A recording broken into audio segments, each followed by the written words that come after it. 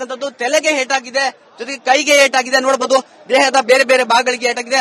ಇವರಿಗೂ ಕೂಡ ಬಿಜೆಪಿ ಇರ್ತಕ್ಕಂಥದ್ದು ಸಾಕಷ್ಟು ನೋವುಗಳು ಆಗ್ತಾ ಇರ್ತಕ್ಕಂಥ ಕಲ್ಲುಗಳನ್ನ ಎಸಿತಾ ಇರ್ತಕ್ಕಂಥ ದೃಶ್ಯಾವಳಿಗಳು ನೇರವಾಗಿ ನಿಮಗೆ ಕಾಣಿಸುತ್ತೆ. ನೋಡಬಹುದು ಯಾವ ರೀತಿಯಾಗಿ ಕಲ್ಲುಗಳನ್ನ ಎಸಿತಿದ್ದಾರೆ ಎರಡು ಕಡೆಗೆ ಅಂತ. ಅಲ್ಲಿ ನಾರಾ ಭರತ್ ರೆಡ್ಡಿ ಅವರಿದ್ದಾರೆ. ನೋಡಬಹುದು ಯಾವ ರೀತಿಯಾಗಿ ಕಲ್ಲುಗಳನ್ನ ಎಸರು ಪೊಲೀಸರಿಗೆ ನೇರವಾಗಿ ಕಲ್ಲುಗಳ ಏಟು ಬಿದ್ದಿರ್ತಕ್ಕಂಥ ನೋಡಬಹುದು. ಸಂಪೂರ್ಣವಾಗಿ ನಿಜಕ್ಕೂ ಭಯದ ವಾತಾವರಣ ಇದೆ ಅಂತ ಹೇಳಿದ್ರೆ ತಪ್ಪಾಗಲಿಕ್ಕಿಲ್ಲ. ಪೊಲೀಸರು ಕೂಡ ಪರಿಸ್ಥಿತಿಯನ್ನು ತಿಳಿಗೊಳಿಸೋದಕ್ಕೆ ಪ್ರಯತ್ನವನ್ನು ಮಾಡಿದೆ.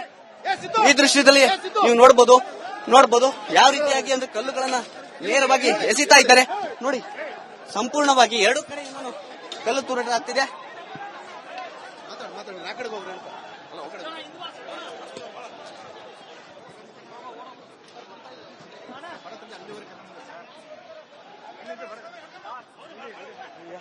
ನೋಡಿ, ದೃಶ್ಯಗಳಲ್ಲಿ ನೀವು ಗಮನಿಸ್ತಾ ಇದ್ದೀರಿ, ನೇರ ದೃಶ್ಯಾವಳಿಗಳಿದು.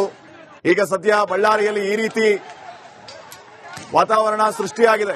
ಆ ಕಡೆ ಕಾಂಗ್ರೆಸ್ನ ಕಾರ್ಯಕರ್ತರು, ಈ ಕಡೆ ಬಿಜೆಪಿಯ ಕಾರ್ಯಕರ್ತರು, ಇಬ್ಬರ ಮಧ್ಯೆ ಈ ರೀತಿಯ ಘರ್ಷಣೆ ಈಗ ನಡೀತಾ ಇದೆ. ಆ ಕಡೆಯಿಂದ ಕಲ್ಲು ಬರ್ತಾ ಇದೆ, ಈ ಕಡೆಯಿಂದ ಕಲ್ಲು ಬರ್ತಾ ಇದೆ.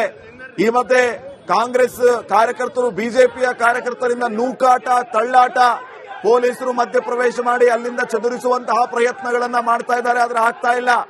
ಯಾವ ಕಡೆಯಿಂದ ಕಲ್ಲು ಬರ್ತಾ ಇದೆ ಅನ್ನುವಂಥದ್ದೇ ಈಗ ಭಯ. ಹಲವರಿಗೆ ಈಗಾಗಲೇ ಗಾಯಗಳು ಕೂಡ ಆಗಿದೆ. ಹೆಚ್ಚಿನ ಪೊಲೀಸರ ನಿಯೋಜನೆಯನ್ನ ಕೂಡಲೇ ಅಲ್ಲಿ ಮಾಡಲಾಗ್ತಾ ಇದೆ. ನೋಡಬಹುದು ಈಗ ಲಾಠಿ ಚಾರ್ಜ್ ಮತ್ತೆ ಶುರುವಾಗಿದೆ. ನಾನು ನೇರವಾದ ದೃಶ್ಯಾವಳಿಗಳನ್ನ ತೋರಿಸ್ತಾ ಹೋಗ್ತೀನಿ. ಈ ದೃಶ್ಯದಲ್ಲಿ ನೋಡಬಹುದು ಜನಾರ್ದನ್ ರೆಡ್ಡಿ ಅವರ ಮನೆ ಮುಂಭಾಗದಲ್ಲಿ ಲಾಠಿ ಚಾರ್ಜ್ ಈಗ ಶುರುವಾಗಿರ್ತಕ್ಕಂಥದ್ದು.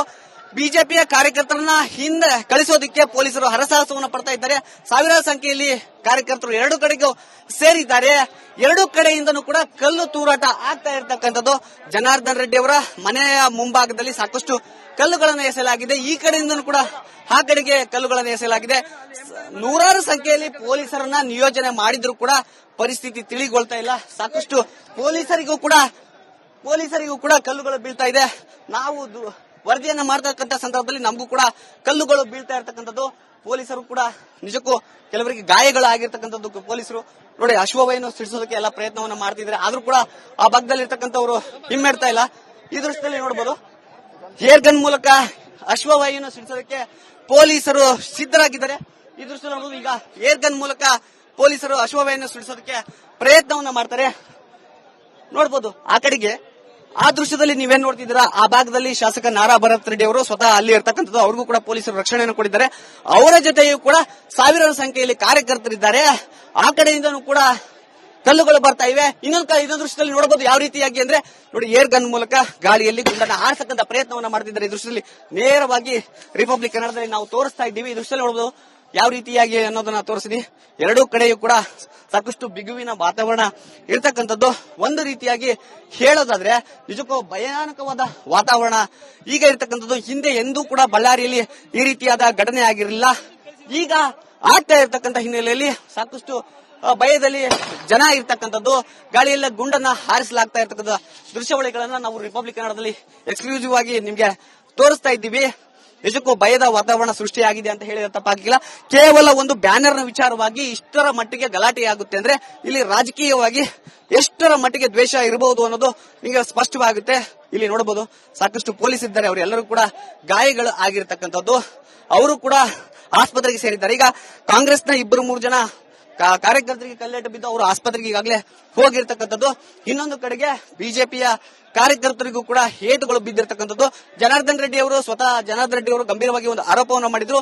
ನನ್ನ ಮೇಲೆಯೇ ಹತ್ಯೆ ಯತ್ನ ಆಗಿದೆ, ನನ್ನ ಮೇಲೆಯೇ ಗುಂಡನ್ನ ಹಾರಿಸುವ ಪ್ರಯತ್ನ ಆಗಿದೆ ಅಂತ ಹೇಳ್ತಾ ಇರ್ತಕ್ಕಂಥ ಈ ದೃಶ್ಯ ನೋಡಬಹುದು.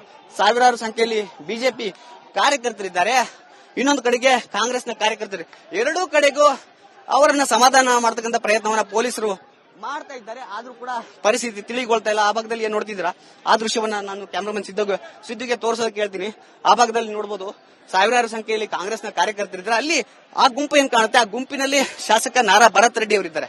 ಅವರಿಗೆ ರಕ್ಷಣೆ ಕೊಡೋದಕ್ಕೆ ಪೊಲೀಸರು ಹರಸಾಹಸವನ್ನ ಪಡ್ತಾ ಇದ್ರೆ, ಇನ್ನೊಂದು ಕಡೆಗೆ ಅವರ ಬೆಂಬಲಿಗರಿಂದನೂ ಕೂಡ ಕಲ್ಲುಗಳು ಬರ್ತಾ ಇರತಕ್ಕಂಥದ್ದು. ಈ ಕಡೆಯಿಂದನೂ ಕೂಡ ಆ ಕಡೆಗೆ ಕಲ್ಲುಗಳು ಹೋಗ್ತಾ ಇರತಕ್ಕಂಥದ್ದು. ಹೀಗಾಗಿ ಪರಿಸ್ಥಿತಿ ಬಹಳ ಗಂಭೀರವಾಗಿದೆ ಅಂತ ಹೇಳಿದ್ರೆ ತಪ್ಪಾಗಿಲ್ಲ. ಈ ಘಟನೆ ನಡೀತಾ ಇರತಕ್ಕಂಥದ್ದು ಎಲ್ಲಿ ಅಂದ್ರೆ ಸ್ವತಃ ಮಾಜಿ ಸಚಿವ ಗಾಲಿ ಜನಾರ್ದನ್ ರೆಡ್ಡಿ ಅವರ ಮನೆಯ ಮುಂಭಾಗವೇ ಈ ರೀತಿಯಾದ ಘಟನೆ ನಡೀತಾ ಇದೆ. ನಿಜಕ್ಕೂ ಬಳ್ಳಾರಿ ಇತಿಹಾಸದಲ್ಲಿ ಇಷ್ಟರ ಮಟ್ಟಿಗೆ ದೊಡ್ಡ ಗಲಾಟೆ ಯಾವಾಗ್ಲೂ ಕೂಡ ಆಗಿಲ್ಲ. ಇಷ್ಟೆಲ್ಲ ಗಲಾಟೆ ಯಾಕಾಗ್ತಿದೆ ಅನ್ನುತ್ತಾ ಅಂತ ನೋಡೋದಾದ್ರೆ ಇದೇ 3ನೇ ತಾರೀಕು ಅಂದ್ರೆ ನಾಡಿದ್ದು ಬಳ್ಳಾರಿಯ ವಾಲ್ಮೀಕಿ ವೃತ್ತದಲ್ಲಿ ಒಂದು 10 ಅಡಿಯ ವಾಲ್ಮೀಕಿ ಪುತ್ಥಳಿಯನ್ನ ಅನಾವರಣ ಮಾಡೋದಕ್ಕೆ ಎಲ್ಲ ಸಿದ್ಧತೆಯನ್ನ ಕಾಂಗ್ರೆಸ್ನ ಶಾಸಕರು ಮಾಡಿಕೊಂಡಿದ್ದಾರೆ. ಅದರ ಅಂಗವಾಗಿ ನಗರದ ವಿವಿಧೆಡೆ ಬ್ಯಾನರ್ ಗಳನ್ನ ಹಾಕಿದ್ದಾರೆ.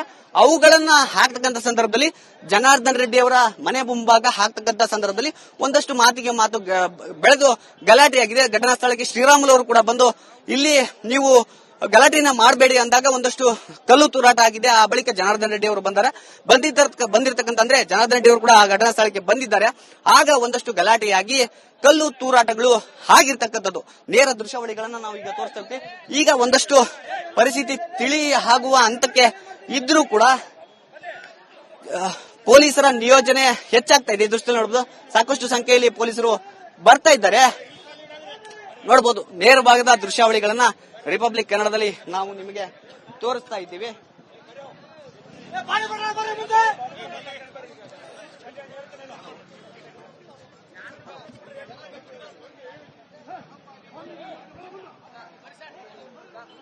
ನೋಡಿ, ಈ ರೀತಿಯ ಗಲಾಟೆ ಈಗ ಅಲ್ಲಿ ನಡೆದಿರೋದು ಒಂದು ಬ್ಯಾನರ್ನ ವಿಚಾರವಾಗಿ. ಈ ರೀತಿ ನಾರಾ ಭರತ್ ರೆಡ್ಡಿ ಬೆಂಬಲಿಗರು, ಜನಾರ್ದನ್ ರೆಡ್ಡಿ ಬೆಂಬಲಿಗರು ಹೊಡೆದಾಡಿಕೊಂಡಿದ್ದಾರೆ. ಕಲ್ಲು ತೂರಾಟ ಇತ್ಯಾದಿಯಲ್ಲಿ ನಡೀತಾ ಇರುವಂತಹ ದೃಶ್ಯಗಳನ್ನ ತಾವು ಗಮನಿಸ್ತಾ ಇದ್ರಿ. ಕೇವಲ ಒಂದು ಬ್ಯಾನರ್ನ ವಿಚಾರವಾಗಿ ಈ ರೀತಿಯ ಪರಿಸ್ಥಿತಿ ಅಲ್ಲಿ ನಿರ್ಮಾಣ ಆಗಿದೆ. ಪರಿಸ್ಥಿತಿ ಕೈ ಮೀರಿ ಹೋಗಿದೆ.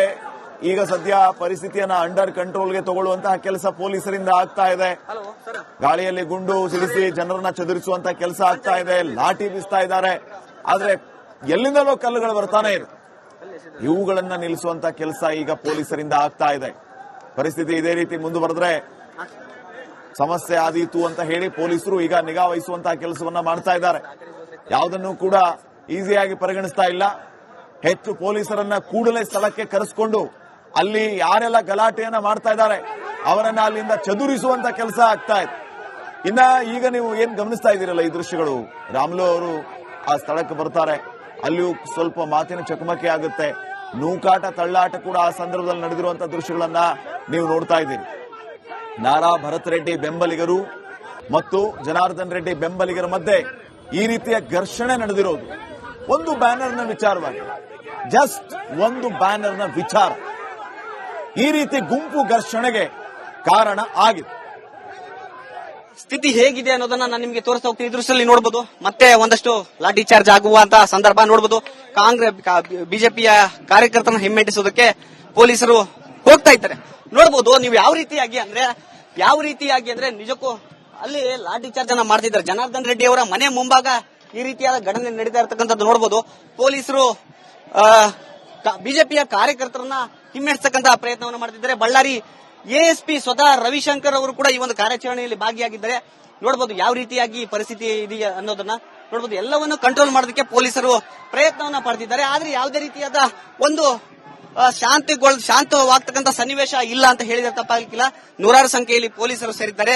ಒಂದು ಕಡೆಗೆ ಬಿಜೆಪಿಯ ಕಾರ್ಯಕರ್ತರನ್ನ ಸಮಾಧಾನ ಮಾಡತಕ್ಕಂತ ಪ್ರಯತ್ನವನ್ನ ಪೊಲೀಸರು ಮಾಡ್ತಾ ಇದ್ರೆ, ಇನ್ನೊಂದು ಕಡೆಗೆ ಶಾಸಕ ನಾರಾ ಭರತ್ ರೆಡ್ಡಿ ಹಾಗೂ ಅವರ ಬೆಂಬಲಿಗರನ್ನ ಸಮಾಧಾನ